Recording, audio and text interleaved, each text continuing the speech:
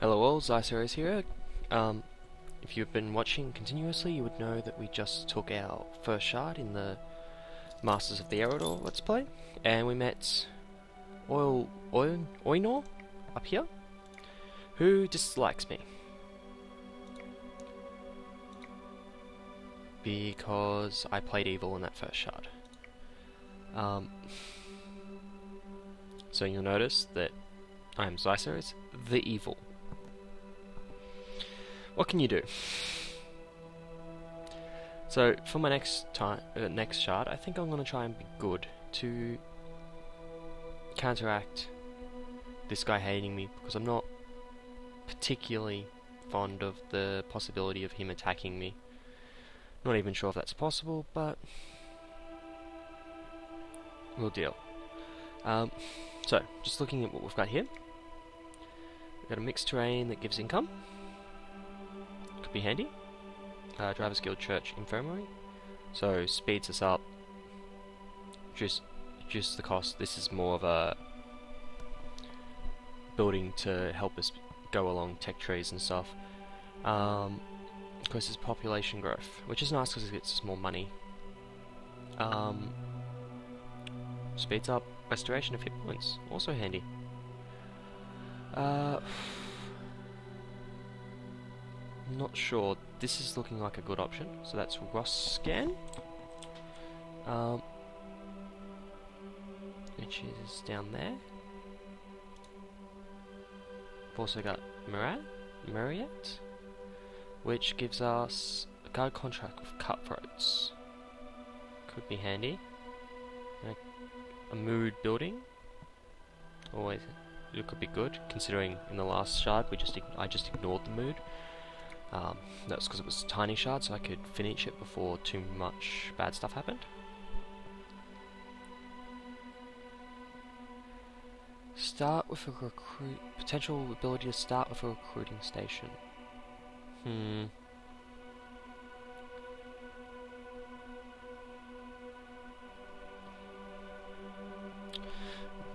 Recruiting stations aren't very good because these farmer people are not strong at all. This could be handy if we ever don't get a resource, but it's a fairly high tier building.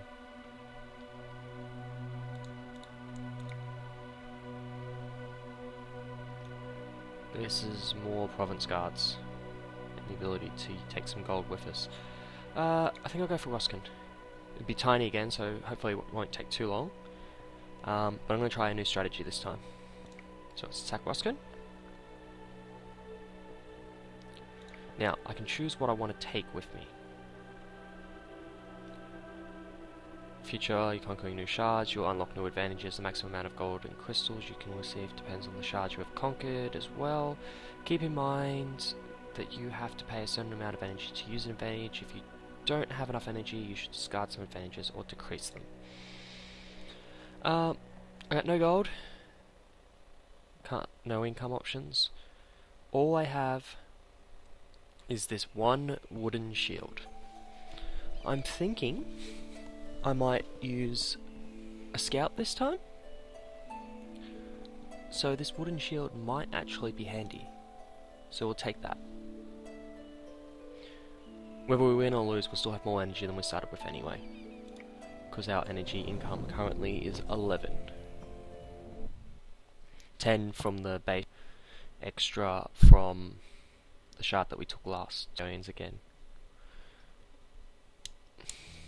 However, we have iron right next to us. So, if I look at this, just make sure, swordsman was what I was considering. 45 but require iron.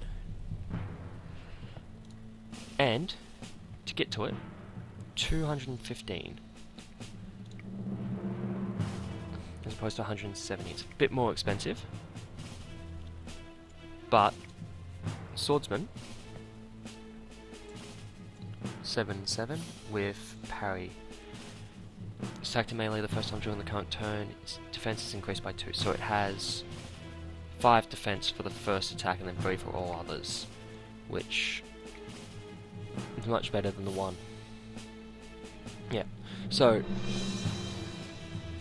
that first attack where you have 5 defense is going to completely counteract the difference in HP, because the HP is not that much lower and the defenses are much higher. Magic, however, these guys will be very weak to magic. Keep of 9, upkeep of 6. It's a little bit more, they're more expensive in general. I might spec straight for it. Let's start by buying our hero though. Obviously, first thing, I said I was going to go with a scout. Reason for this? Ranged attacker, primarily. And then I can sit him behind swordsman, which will be massive tanky characters.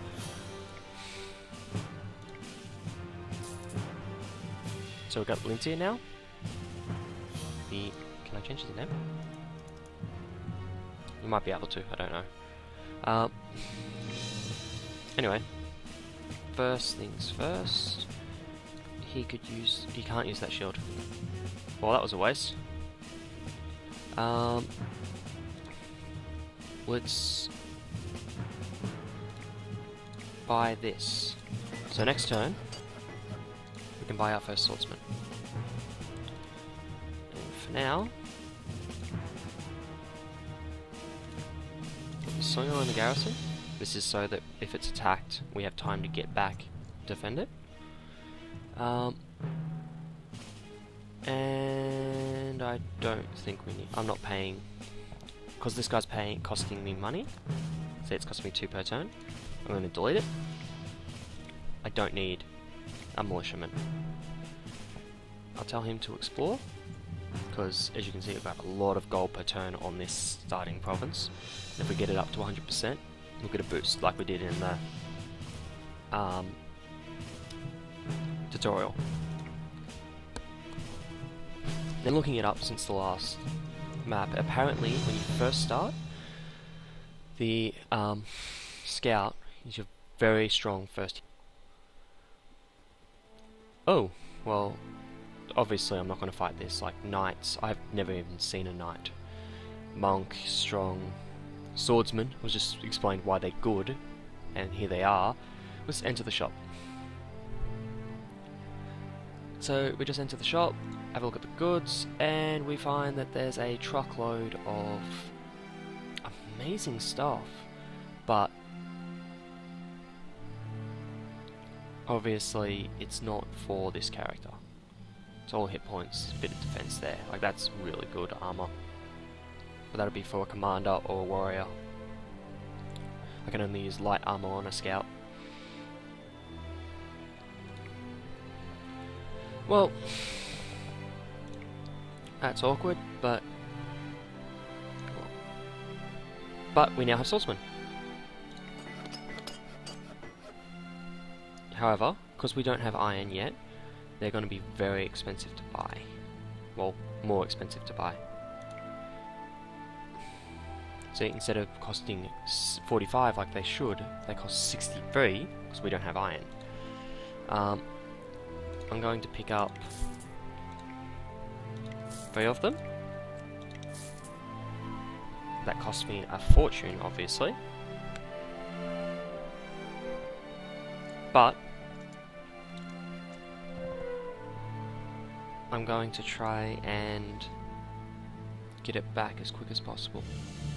So what have we got here? Undead? You could probably fight the undead. In the ancient crypt, that should get us some crystals, most likely.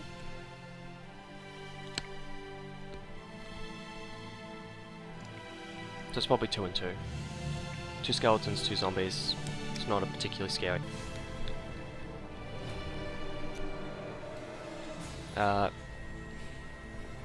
I want them to not go through the bushes.